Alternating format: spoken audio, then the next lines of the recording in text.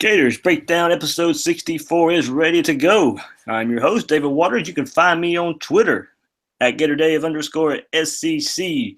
And my co-host for tonight is Bill Sykes. You can find Bill on Twitter at RealBSykes. We'll be missing Joey tonight, who can't join us tonight, but he'll be sure to join us in the future here on Gators Breakdown. But we miss Joey for sure. But Bill, how you been doing, man? I know we're kind of busy with this thing called life, but we enjoyed this Gators Breakdown thing. Yeah, I've been busy doing a whole lot of nothing this week, though. I've been on vacation, and I made no plans.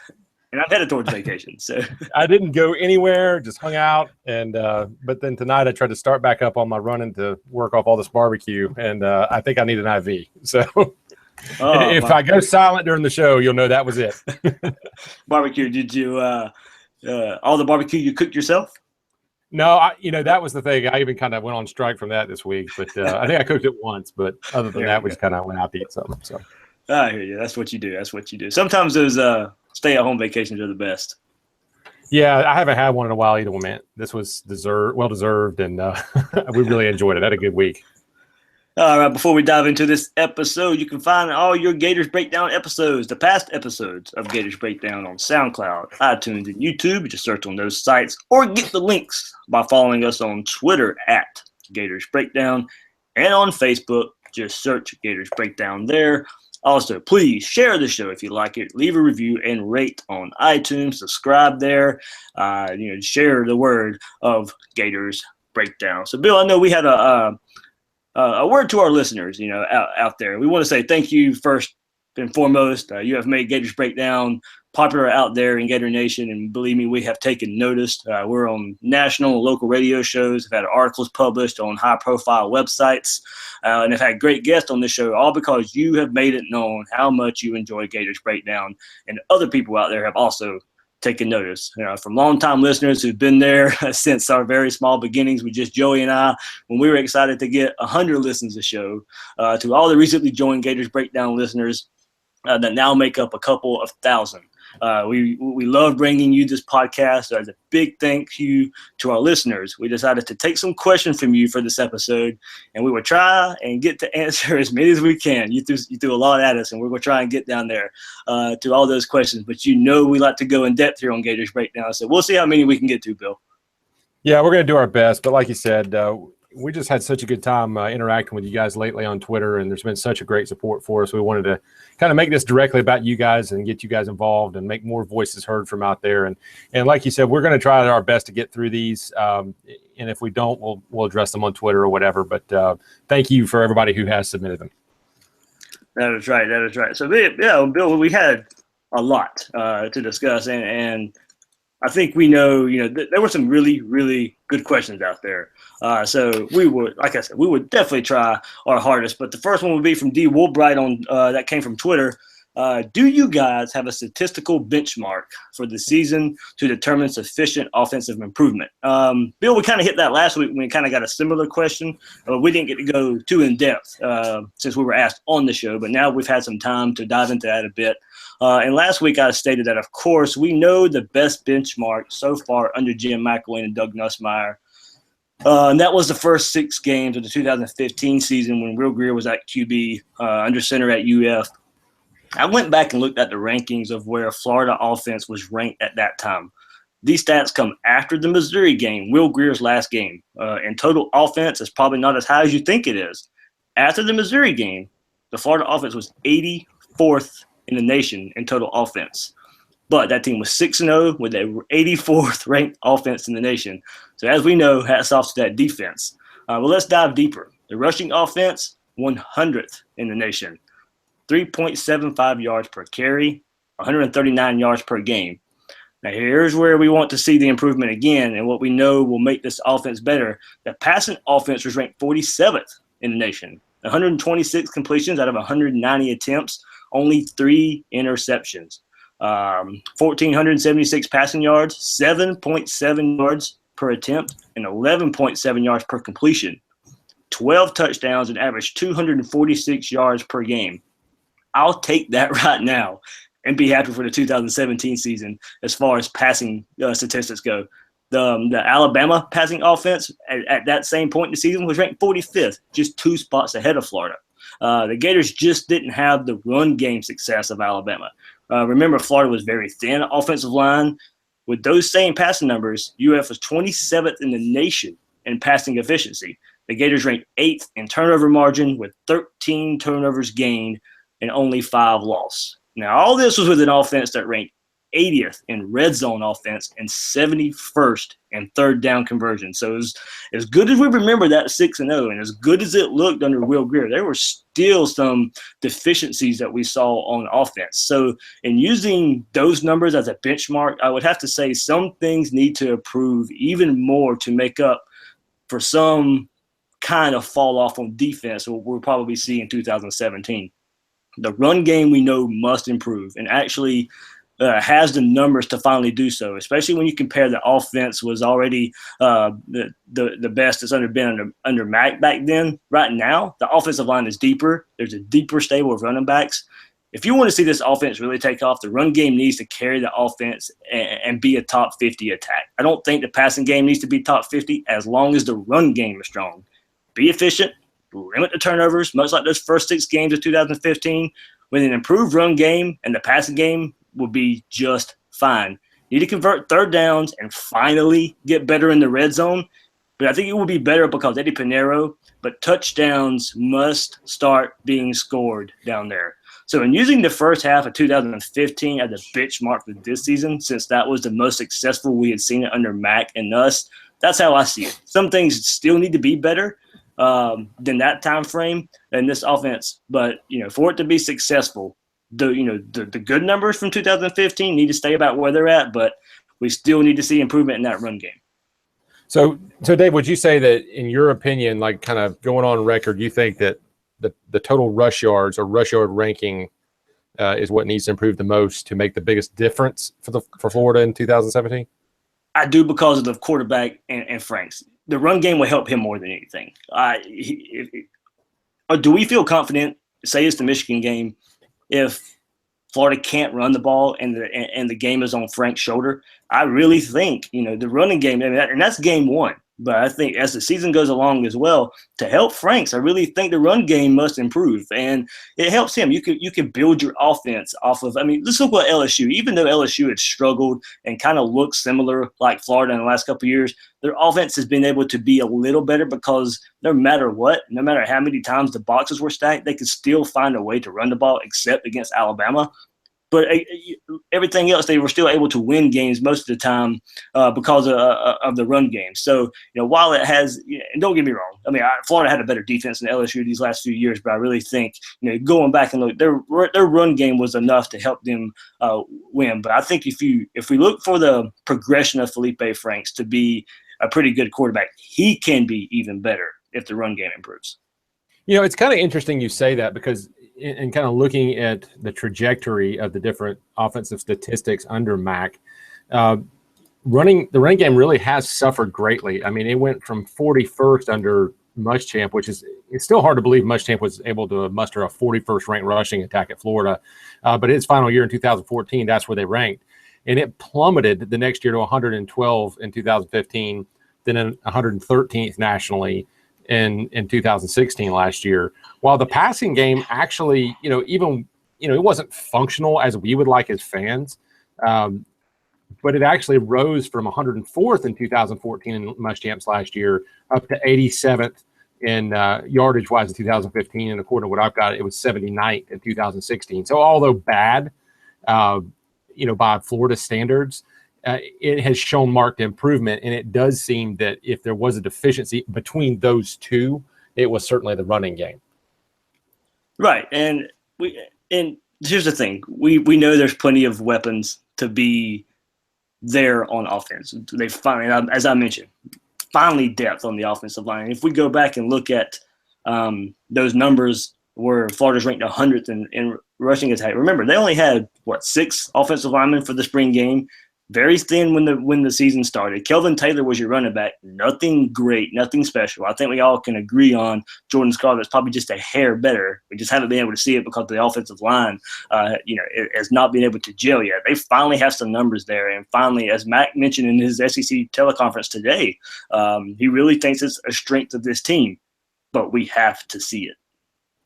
Yeah, and I kind of came at this from a different angle than you did, but just to kind of go on record for Defenstrator, you got it going on record that you're saying it's the total rushing yards to watch that from week to week. I came up with something a little different, and I don't necessarily disagree with that because I think they're obviously expecting Scarlett to have a big year, and if he has a big year, it is going to take pressure off of whoever the quarterbacks is, whether it's Franks or whoever.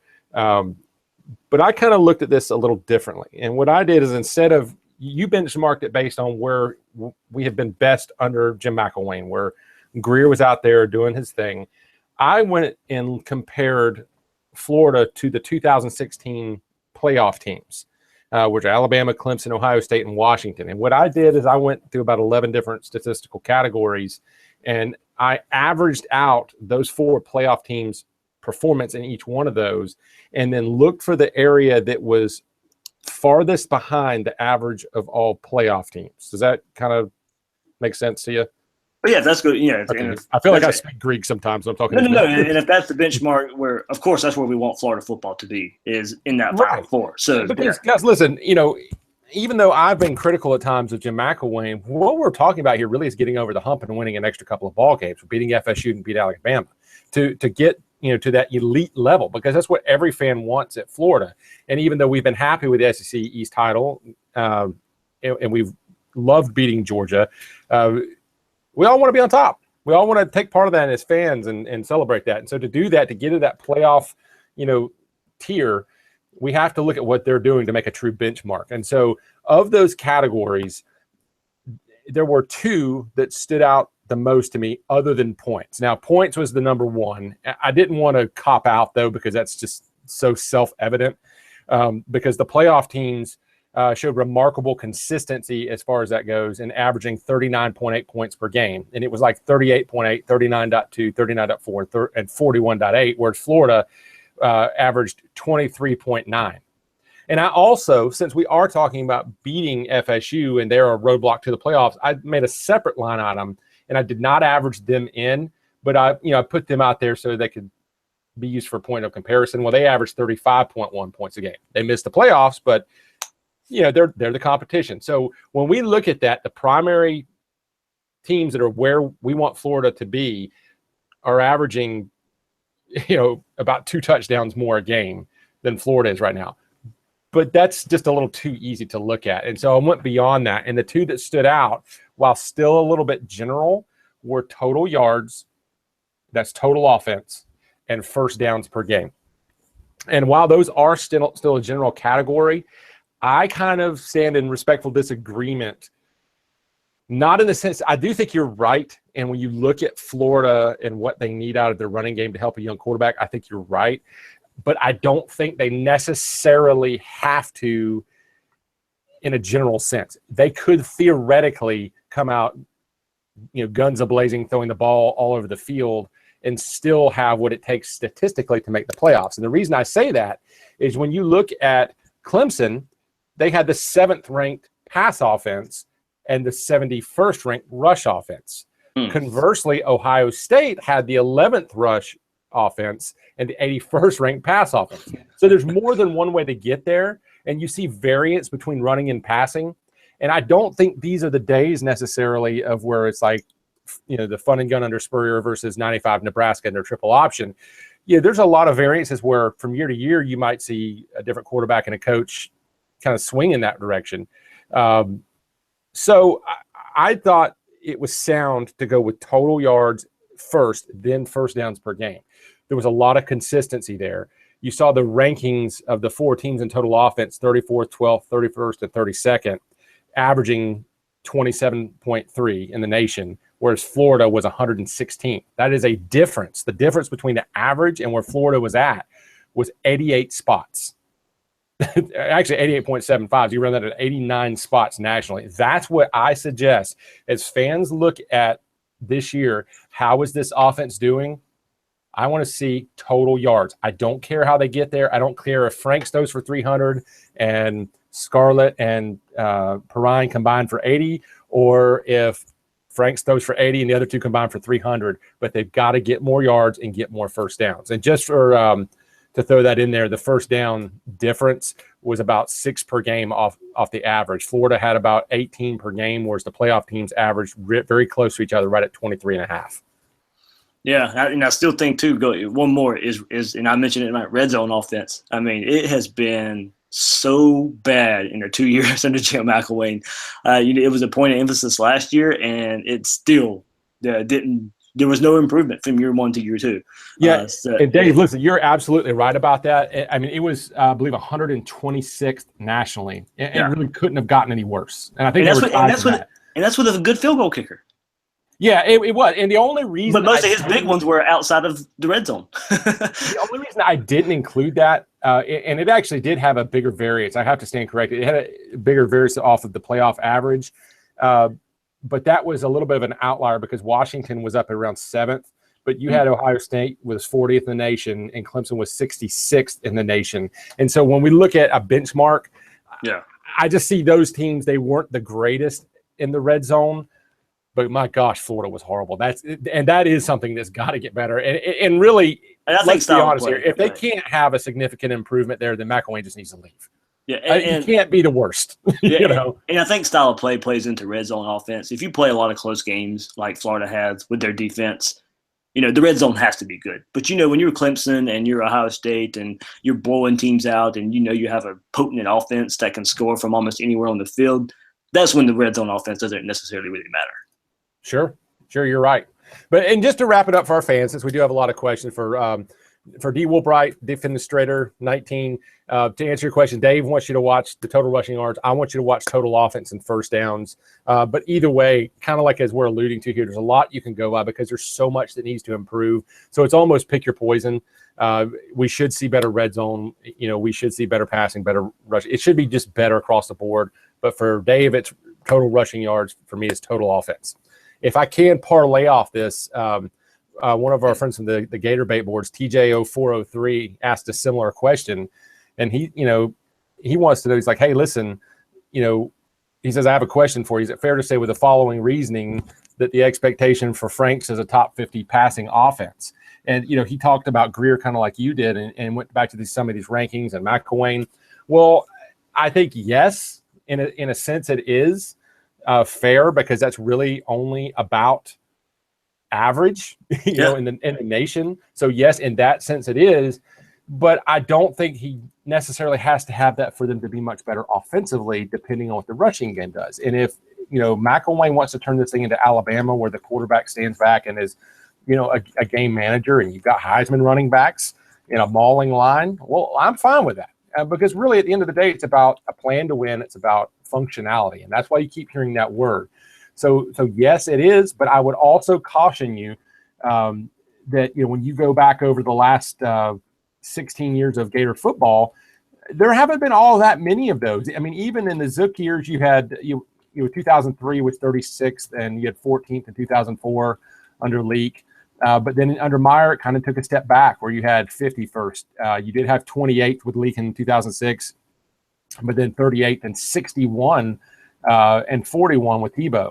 And that was because they were running the ball so well, kind of that, sliding scale between the two we're talking about. So maybe it doesn't happen and it's still successful, but overall, yes, it is a fair expectation. Agreed there. So move on to our next big question that we like. And Bill, I'll let you answer this one first and I'll dive in. Which 5 freshmen, this is from TH Natural Works. You can find him on Twitter at TH Natural Works. Does some great videos and he blew up last week with a big 3 video of Florida State and Miami that got pretty popular out there. So for one day, the big 3 got along. So with that video. So the TH asked, which 5 freshmen do you think will make the biggest impact next season? And which 5 freshmen have to make an impact next season? I think we kind of combine those 2 questions there in answering this one. Yes, we did. Which one do you want to handle here first, Dave? You and I both are both big on him, especially after the spring game. Was defensive tackle Kyrie Campbell. Yeah, Kyrie Campbell is a guy that by default he was there in the spring, and the Gators have basically got nobody behind Devon Bryan and Kerry Clark. And they've got to have some depth emerge from the freshman ranks there. That is a dangerous proposition, but it's just reality. Fortunately, Kyrie Campbell looked good. He was a physical presence in the spring game. I know Thomas Goldkamp was worried about him, playing with good leverage and kind of popping up in his stance. But I think for the most part, he did play pretty low at times in the spring game. To me, he's going to probably do well for them. I think he's going to be at least a decent ball player for Florida, get a lot of good reps as a freshman. I agree, and I think one of the things, if him being in spring and him looking pretty good in the spring game, it makes it where Elijah Conliffe and maybe Tadarius Slayton don't have to come in as true freshmen and maybe be thrown into the fire as quick. They'll still be asked to make some plays, and they'll still be asked to go in and make some plays against the weaker opponents and get some second half at playing time. But with Kyrie Campbell, and if he can continue that play, it takes a little bit of pressure off those true freshmen that are coming in. Those other true freshmen that are coming in that wasn't able to take place in spring. Yeah, I mean, defensive tackle, quite frankly, is a position where you want to let guys sit a year. And there's not too many that are going to come out there and dominate. So the fact that this kid is coming from a prep school and look like he's physically ready to go is a big blessing for Florida. So who else you got among those five? I know we agreed on a couple more of them. Yeah, I think the one everybody in Gator Nation will agree on, Kadarius Toney. He'll be lined up all over the field, I think, and not just a change of pace quarterback. Also look for different ways to use his arm. You're not going to see a screen pass or a screenplay being very popular early in the season. And then somewhere later in the season, it being a trick play where he throws out of it after receiving the ball from the quarterback. You'll see 2 times a game early in the season where he'll catch a screen and he'll run and all that. But then I really do think there'll be this time where they can pull the trick out of the hat there and use his arm. But as I mentioned, as a change of pace quarterback, that'd be, I think, his ideal role. Florida rolls into the red zone. We mentioned the red zone problems. He'll get some time there, but I really just look for him to sweeps, reverses. Florida will get the ball in Kadarius Toney's hands. Yeah, for one thing, I think you're talking about Florida's next starting quarterback, right, Dave? Don't put that quote on me. And it's been said. I think we read between the lines with what you were saying there.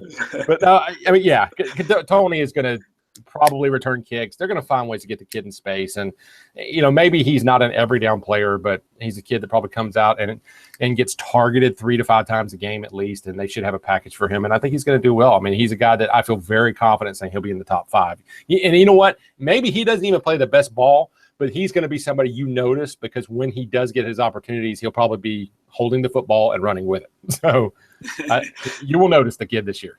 I agree. I'm really interested to see how much we see for him game 1. I mean, I know we all got excited in the spring game, but he is a true freshman. And how much does Jim McElwain trust him in Dallas, in Michigan? I mean, we saw it. I mean, we saw Callaway was pretty much a star from the get-go under Jim McElwain. You can't be afraid to play true freshmen, and especially with the ones that look like maybe what Kadarius Toney would do. But I am very interested to see how much he plays early in the season. Yeah, I am too. But I think from game 1, I mean, but then again, he's going to have a battle on his hands with Massey and Powell. So, I mean, who knows? Yeah. I mean, it's hard to say. And it's a good problem to have. They finally have some competition battles going on rather than, and just to kind of run back to the last topic, the real Gator kind of sounds impassioned here. He says, hey, guys, you have to account for Muschamp's bad offensive line for the bad run game under McElwain. Yeah, you're 100% right about that. They had a huge numbers problem there because of Muschamp.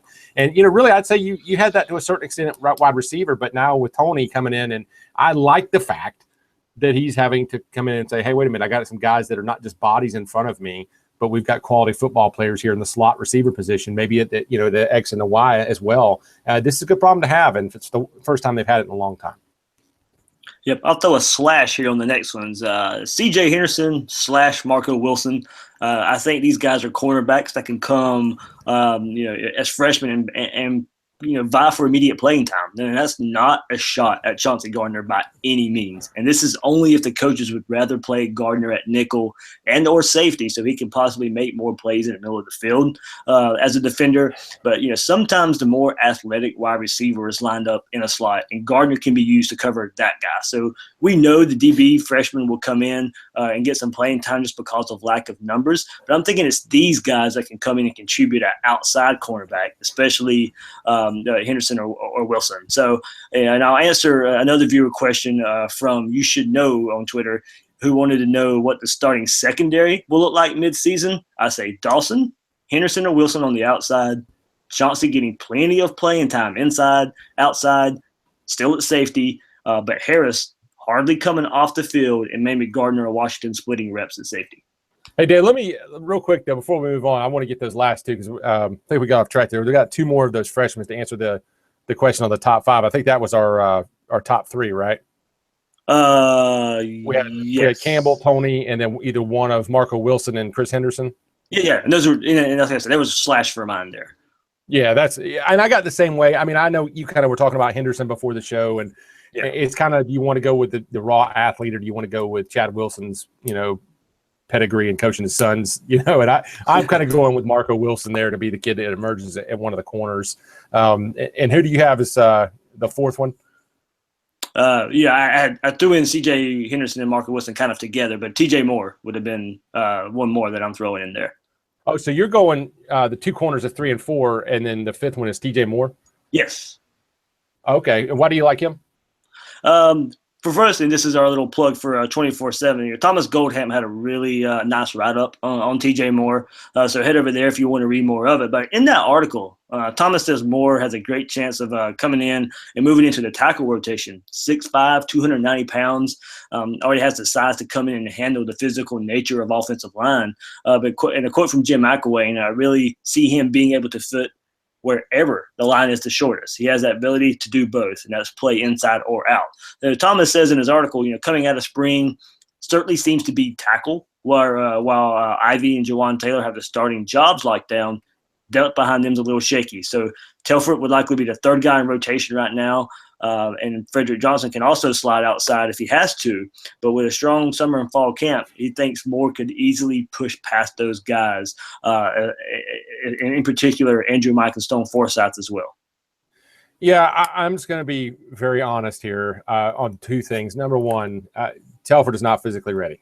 Over the summer, he's going to be in there lifting, and eating and lifting and eating and lifting and eating. And so he's, I think he's going to put on some good pounds, and they're going to whip him into shape fast. And I think that by the end of the season, maybe you do see him. Who knows? I kind of think he needs a redshirt year, though, because as the spring game showed us, he's just not ready to hold up at the point of attack. And that's not a knock on him. He's just a kid that needs to develop a little bit. I mean, he's not college ready as an 18-year-old. That's okay, But the other thing is I haven't seen TJ Moore pass block, and I'd like to talk to Thomas more about that. Everything I've seen from him, was him coming off the ball, run blocking. I want to see what his kick step looks like. I want to see his punch. I want to see how he wheels around on these edge rushers. So I'm not prepared to say that kid is a tackle. And quite frankly, I think their future looks okay with Telford at tackle. I just want to see more outside before I make that pronouncement, because as far as I'm concerned right now, he's a guard. The good news is I think the kid looks like a really good one. I think he's just really imposing and physical, and he's the kind of guy that I would like Florida to sign every year. I definitely think he's a good one that could sneak into the rotation, especially with some of the issues we've seen there in the spring. If nothing else, they need another guy for depth there. So that's a good choice. Yeah, man. Bill, I believe you had one more that I'm kind of interested to see how what you say about this guy, because I didn't really think about him when you told me who was going to be your fifth, but I kind of like the way you're going there. The fifth one I went with, and just to review, and I'm sorry we got a little lost here for a few minutes, but we just got so many questions bouncing around. We had Kyrie Campbell that we agreed on. We have Darius Toney we agreed on. Marco Wilson we agreed on. I kind of grant you the fourth one for Chris Henderson. There's a good chance one of those guys ends up maybe even starting. You went with TJ Moore for your fifth guy. For me, I went Ventrell Miller, the linebacker. Ventrell Miller is a guy that's only about 6 feet tall. He's about 227 coming in. So he's got the right size or thickness of frame to come in and the athleticism to come in right now and compete at linebacker. Okay, there's a couple of reasons I chose this guy. Number one, I would like somebody to show me a more consistently violent highlight tape than this kid's. I know that Jeff Luke, the linebacker several years ago, had a giant hit on his hit tape. Going back to like 2010 or whatever it was, the offensive line recruit now, Nick Alajajin, had this monster hit where he just decapitated some guy. But I if you've ever seen like the Quest for the Holy Grail, remember the rabbit that was like flying at people and killing them? This is what like Ventrell Miller looks like on his highlight tape. I mean, he's like vertical or horizontal, laid out in the air, just crushing people. The kid may not turn into a first-round pick. Maybe he will. I don't know. But I think he's ready to come around, throw his body around. If he can play with gap integrity and run and strike like he does in high school, and that's not always a hard thing for these kids at that position, I think he can get on the field early. And let's be honest here. At the Sam, you got a couple guys in play. You've got Jared Moon and Jeremiah Moon. Jeremiah Moon. I'm sorry. Jeremiah Moon. Like I said, I need an IV. Anyway, you got two guys at Sam, but outside of Joseph at the will and David Reese at the mic, who do you have? Because right now, Colin Johnson was the other one. Colin Johnson. I'm sorry, he was the one I was thinking about. The Sam, and I think he needs to stay out there. To me, he's a big, almost safety type, and I think that's the plan for him. That they want him to be able to cover out there. But in the middle and on the weak side, you've got Garcia, a walk-on, and I think Garcia played admirably. I think he's going to give you quality snaps this year.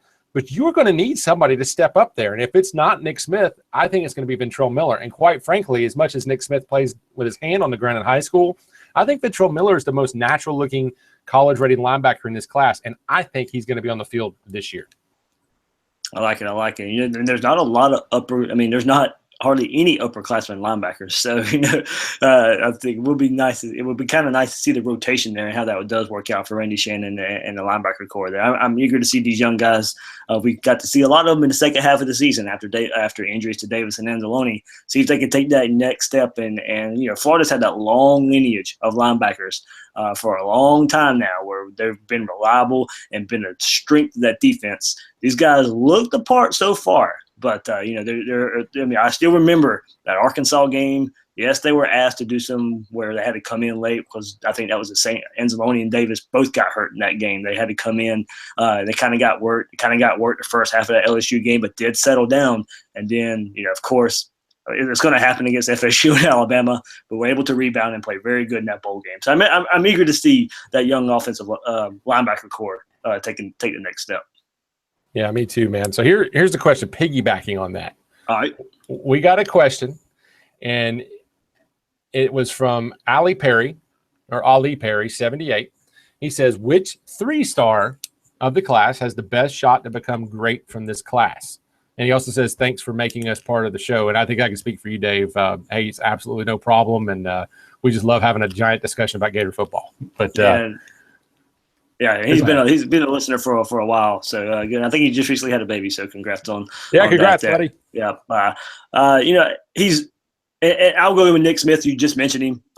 We've kind of talked about him when we had our recruiting episode a few months ago, right after signing day. So, of course, he's a 3-star, and everybody wants to liken him to Jared Davis. And hopefully, I don't expect him to make an immediate impact. I think he can be in that Jared Davis mold to where maybe his junior senior seasons, he can be that guy when he packs on weight, when he strengthens up. And you mentioned he played a lot with his hand in the dirt. Can he learn to play standing up as well? And I think, if he can get some strength in the upper body and maybe, start driving through some opponents, he could be a missile on the field. He can go find the football. So I'm eager to see how quickly he picked things up. But I don't think he's necessarily needed right away. So I'm kind of looking at this as a career. I really think Nick Smith can be that kind of 3-star guy who maybe plays above that if you look at it on his tape.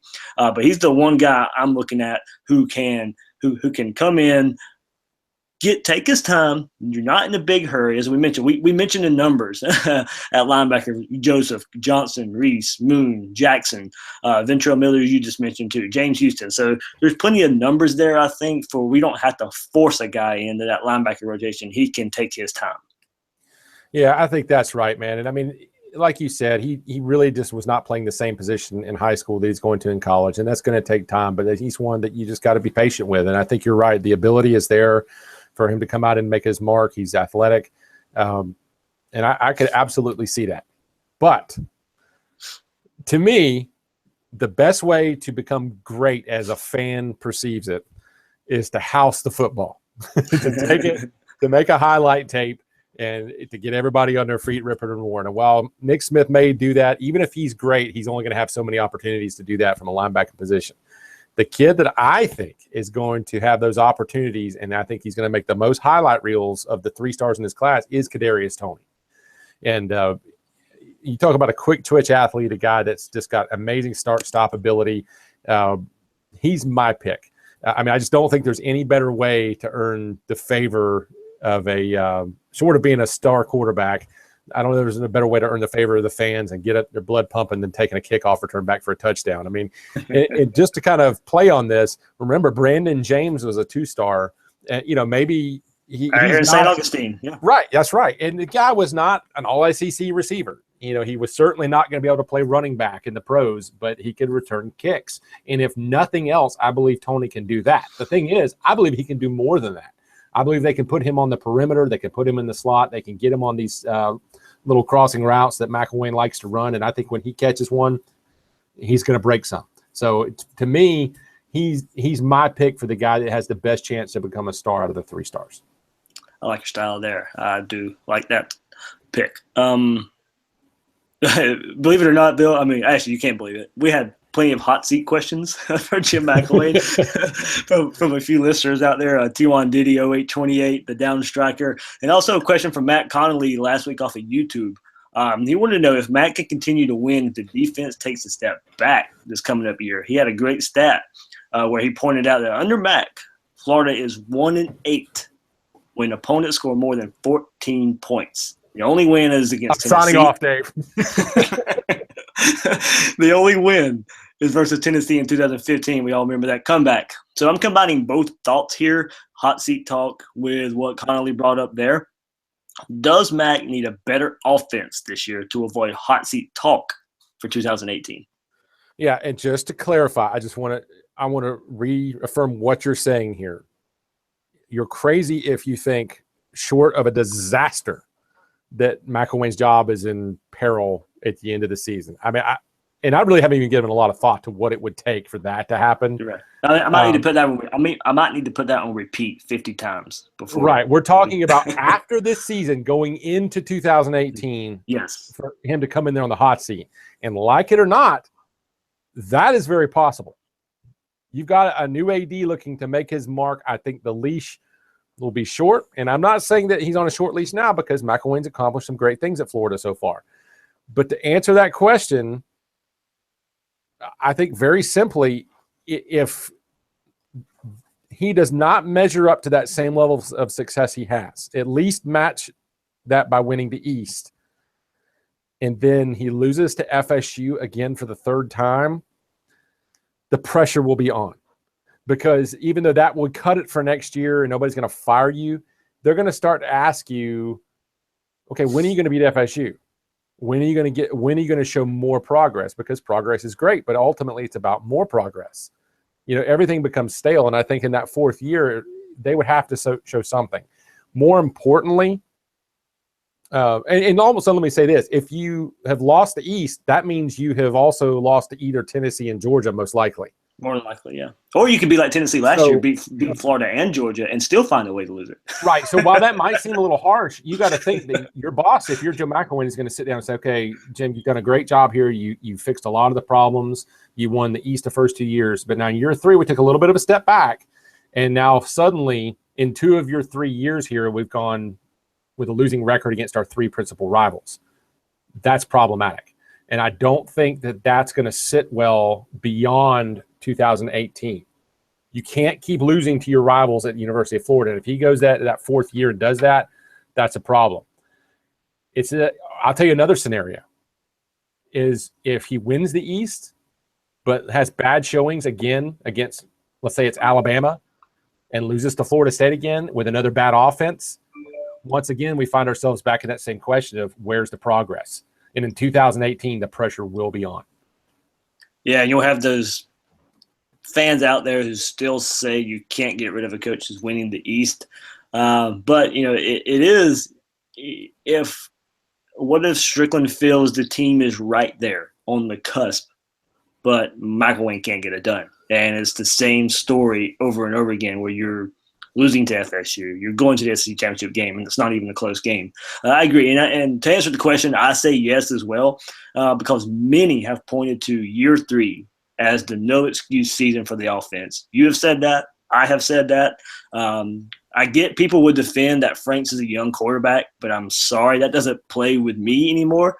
Plenty of young quarterbacks do well in college football nowadays, and there are plenty of weapons at his disposal. If Franks is the quarterback, I'm assuming he is from now. And I'm a big believer in Franks, but I'll even admit it's blind faith at this point. I expect him to be good enough to make this offense better. I guess the question is how much. But Jim McElwain and Doug Nussmeier have to find something they can do well with Franks as a young quarterback and a talent around him. There's enough around him. There's enough at offensive line. There's enough at running back. There's enough at receiver where they have to find something that works. Get the ball in Callaway's hand 10 times a game. That should be a prerequisite for this offense right now, is find a way to get the ball in that guy's hands. This offense has to make strides this year, or the question if Jim McElwain can field an offense and have big-time success as the head coach at Florida will only rise for 2018. Yeah, I think that's it, Dave. You got to move the dang football. You got to move the dang football. All these little statistical categories we were talking about, as much as we like to pick one apart, and it's very fair to say, hey, what is the best statistical category I can watch to know if this offense is better? Well, they're all going to get better if he is a good offensive coach. Yeah. If Jim McElwain is the guy that they brought him in here to be, they're all going to get better. And I'm sorry, if we're still middling around 70 or 80 in the country in total offense after this year, he ought to be on the hot seat in 2018. I get it if you roll with Franks and he takes his lumps and has his moments, but okay, that's fine. We'll take that in 2017. Yeah. Show us improvement, but there has to be signs. It better be daggum good. Yeah, there has to be signs. Yeah, there has to be signs. Yeah. Bill, I got a couple more, but you want to go ahead and fire off the next one that you got? I'm sure I got it down here somewhere. Or I can go. I can keep throwing them. I got one. I'm saving it. Go ahead. Go ahead if you don't mind. LTC Gator asked, do we have a tight end that can both set the edge and stretch the middle of the field? I'll say right now, no, as we've seen Goolsby and Lewis not be able to do it. But true freshman Kamori Gamble looks to have the mold to where he can do it. He was known to be able to do both coming out of high school, and he has the size to set the edge, but not sure how that translates to college just yet. I always question physicality from high school to college. They're different levels. It's a different mindset. It's a different physicality set. You just don't know how to translate. I will say I do think he can be a weapon in his first season in the passing game, but I think we may have to wait and see if he's physical enough to become a reliable blocker. Yeah, I'm not sold on Goolsby as a blocker. I'm not overly sold on Lewis as a blocker, but certainly not on Goolsby. And then you look at the statistical comparison in the passing game where, Lewis just drops the ball a lot. If he can just catch the ball, he's almost there. Yeah, he's a lot closer. I mean, but he only mustered 47% of the catches that Goolsby did. 54% of the yardage, 58% of the yards per game is Goolsby. So he's certainly not there in the passing game. And like you said, I do believe that Gamble is the guy long term. I think he looks the part, but he just needs some body transformation. And it's just, we expect so much of these high school players to come in and compete right away. But I'm going to say, like you did, no, that guy is not ready yet. I think he's on the roster in Gamble, but I don't think you're going to see it yet. Very good. Very good. Arch Rival 2458, and we're going to start kind of firing through these questions so we can get as many in as we can here. Arch Rival 2458 asked, do you think Corey Bell, being known as a recruiter rather than a teacher, might have some impact on the defensive back play next season? I say there will be a drop-off, but it'd be a natural drop-off after losing Wilson, Tabor, May, and not because of Bell. And that's not to say they won't be good, because I think they'll still be very good. But when Bell was hired, I talked to his former head coach at FAU, Charlie Partridge, and Bell was his defensive back coach under him. And Partridge said, quote, "He is an amazing recruiter and a tremendous DB coach. Almost went to South Carolina last year. Great hire by the Gators. He will own Dade County. So much respect there." So, kind of Partridge wanted to mix both. He's a tremendous DB coach and an amazing recruiter.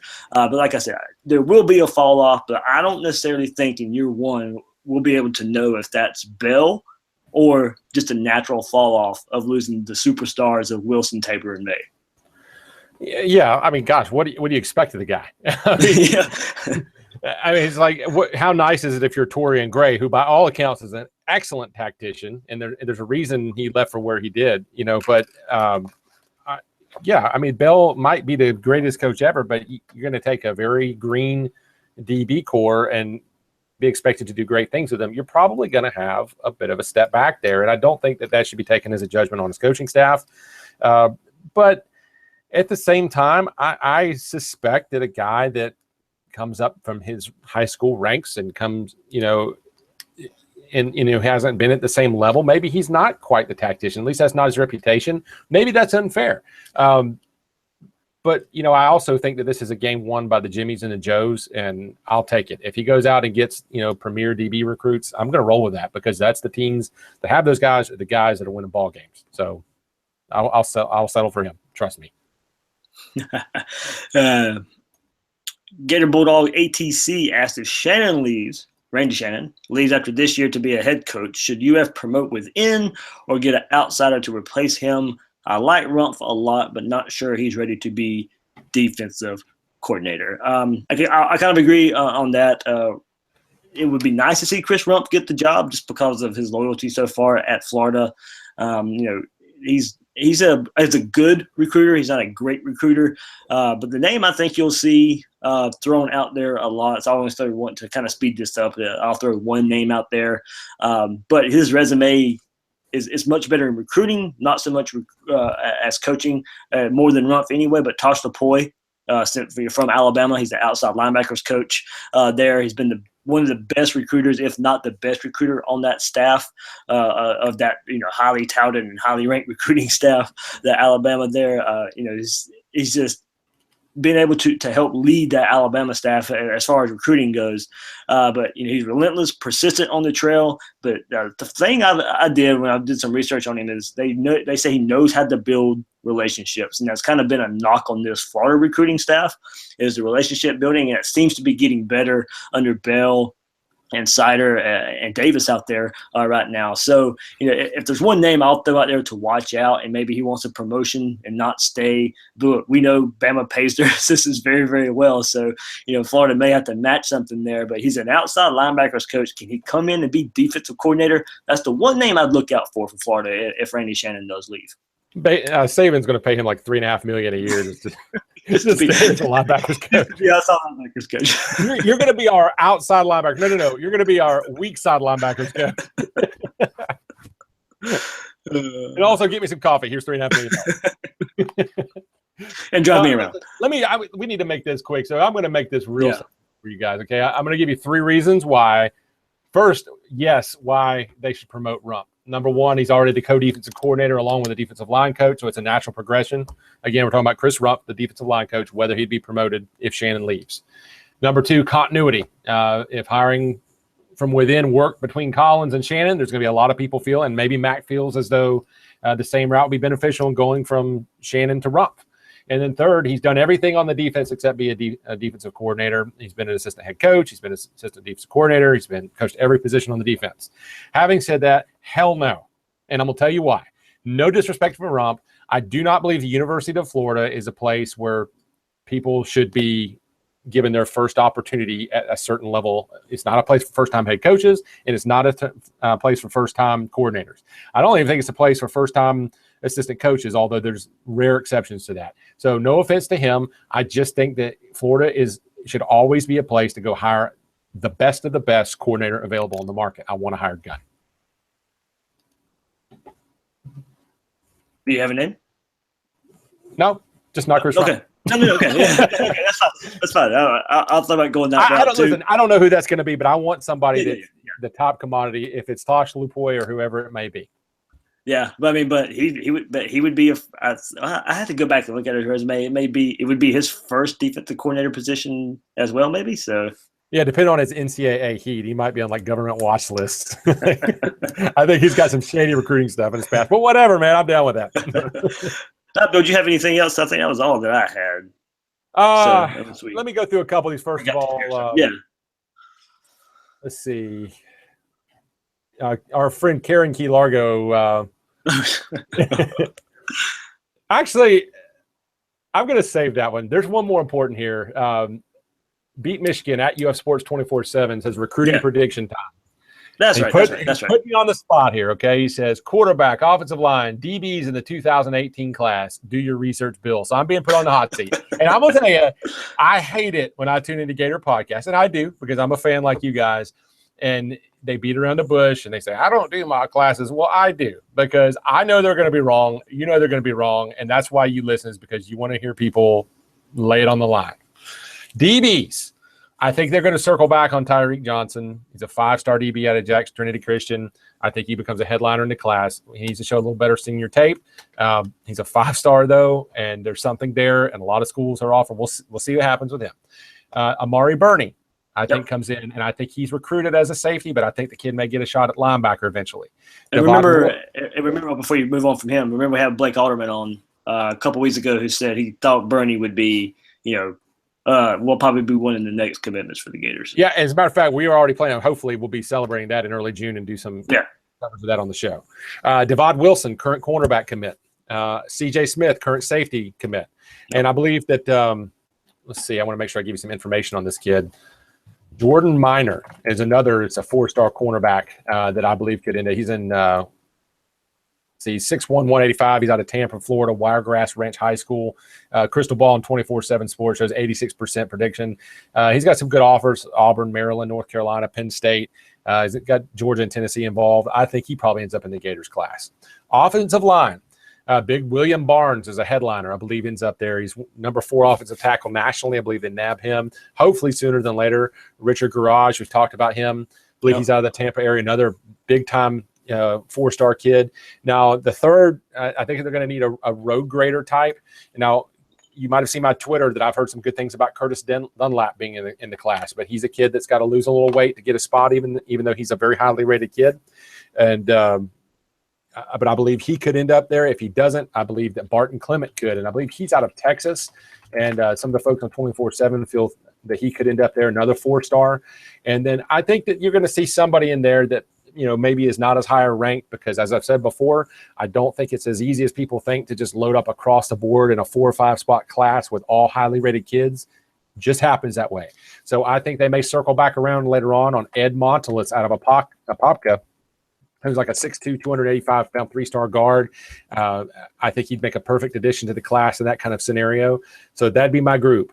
DBs, Tyreek Johnson, Amari Burney, Devod Wilson, C.J. Smith, Jordan Minor. Offensive line, William Barnes, Richard Garage. Let's say Curtis Dunlap for now because I'm rooting for the kid, and Ed Montelis. Now, quarterback. I'm going to lay a name out there on you guys.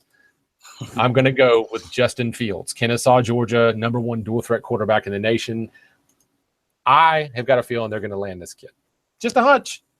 I'm just going to leave it at that. I'm going Justin Fields. Yep. We've talked plenty behind the scenes about the whole Justin Fields thing.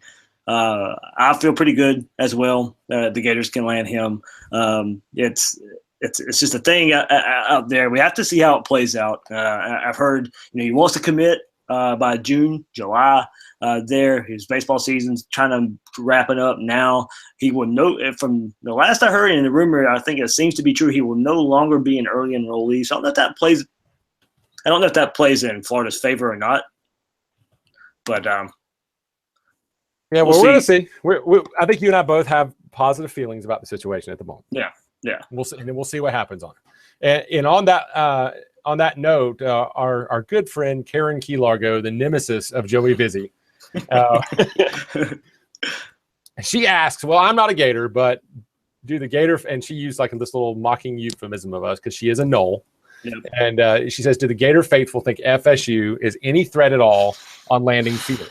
And I think this was obviously meant to be a sarcastic question from the Free Shoes University faithful.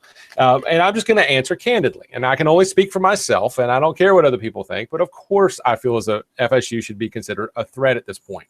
They're named to be involved with Fields, and Jimbo Fisher has a lot of recruiting swagger right now. He's got, I would say undoubtedly more pull overall from case to case than Jim McElwain does. They've got a rich recent history of quarterback development under him as a coordinator and coach there. And they've just plainly out-recruited UF over the past several years and done quite well. But then again, I went back and looked because I try to be factually based here. It's not like they're lighting the world on fire landing 5-star quarterbacks under him. And since 2010, he's landed one guy that's a 5-star quarterback, and that was Jameis Winston. You got a lot of 3-star guys. You do have 4 stars in Constantino, DeAndre Francois, Malik Henry, and Bailey Hockman. But again, it's not like they just go out and pick their quarterback and say, I want the number 1 guy in the country every year. And, so yeah, are we, as in me, taking FSU seriously in this recruitment? Absolutely. The better question is, are you taking Florida seriously? Because I think you should be. Yep, and we've mentioned how important it is to get that 5-star QB. But it is alarming, the trend of 5-star quarterbacks that haven't worked out in recent years. Sure. But that is still the one position that Florida needs the absolute playmaker, as we know. Hopefully Franks is that guy, and if Fields comes, he can sit behind and learn a little bit. But hopefully Fields does ink with the Gators sometime in the future. So, Bill, I posed this question to you before the show because it was kind of we were talking about some things, and you told me to ask you in show toward the end of the show. Would you be more surprised in a big jump in a positive way on offense, or would you be more surprised with a negative jump on defense? Guys, don't hate me, but I'm going offense. I'm going to be surprised if they roll out with a freshman quarterback and just go from, kind of being in the cellar statistically across the board and turn into Clemson overnight. That would surprise me. Would marked improvement surprise me? Absolutely not. We know the pieces are there. We know they've got some good young offensive linemen. They've got some good young wide receivers. They've got a couple of good backs, and they got a promising quarterback who looked really good in a controlled situation in the spring game. But that would surprise me if they end up with a top 50 offense. It just would. It would not surprise me if after losing, half your defense to the NFL, if they took a significant step back. That's natural. That's not a knock on McElwain. It just could happen. Yeah, and, if you look at this from a neutral part where, Florida didn't have years of bad offensive play and years of good defensive play, you would think with the talent you lost on defense and all the talent you have on offense, you would be probably, less surprised if the offense did actually do something. But we know, since 2009 that this offense hasn't done anything. So with as bad as it has been, in recent years, I think I would also tend to agree with you that it has to be better on offense, as we mentioned earlier, but I would be a lot more surprised if it was the offense that took off, and more so than if the defense fell off. Yeah. Agreed, man. Hey, just kind of rapid firing a few more to wrap it up. Yep. If the offense continues to struggle, have got DRH at Gator Bulldog ATC. I have no idea what that name means, and I can only imagine the heinous things that came up with Gator Bulldog. But he wants to know, if the offense continues to struggle, do you think Nuss is gone? The offense coordinator, Doug Nussmeier, he says the plays seem fine to me with plenty of guys open, but concerned we can't execute. What do you think? I've been more of a Nuss supporter than most out there. And it's mostly because I was giving kind of a 2-year reprieve of this offense with how much it needed to be fixed. And as I mentioned earlier, and we're both on the same boat, year 3 has to be fixed. And to me, there's not really much of an excuse. I think if the offense doesn't improve, there has to be a fall guy. And as good as I feel about Doug Nussmeier's play calling at times, when I do see guys wide open, I will admit the red zone offense play calling could be better. And there will be, more than likely, if it falters again, there will have to be a fall guy. And that fall guy, more than likely, will be Doug Nussmeier. Yeah, listen, I can tell you right now, if that offensive struggles, Nuss is gone, because you're going to have to justify that you as a coach have got things under control and you've got a plan to get better, and he will be gone. If he's not, then the seat just got a lot warmer. Simple as that. Yeah. And, we'll see, Nuss, his most recent success was on the coattails of Jim McElwain at Alabama. That offense did look good. He led it to a national championship. But he did go to Michigan and kind of fell on his face there. I don't think there were many offensive coordinators that who was it? Denard Robinson at quarterback was going to make that offense take off. It was kind of like the Treon Harris offense at Florida. The system was not tailor-made for that quarterback. So, as I mentioned, I hate to pile on Will Muschamp a lot and blame him for too much, but there were major offensive deficiencies there. Sure. So, looking at it, there is some blame on Doug Nussmeier. Don't get me wrong. I'm not giving him a pass, 100% pass right now. There are things that could be better, but if it is not better in year 3, he needs to be gone. Yep, definitely, man. And just a couple more here. Atlanta Gator at C Hampton 85 says, I think we should ask if Karen Key Largo will host Gators Breakdown at one point just to see what happens. How about it, Gator Dave?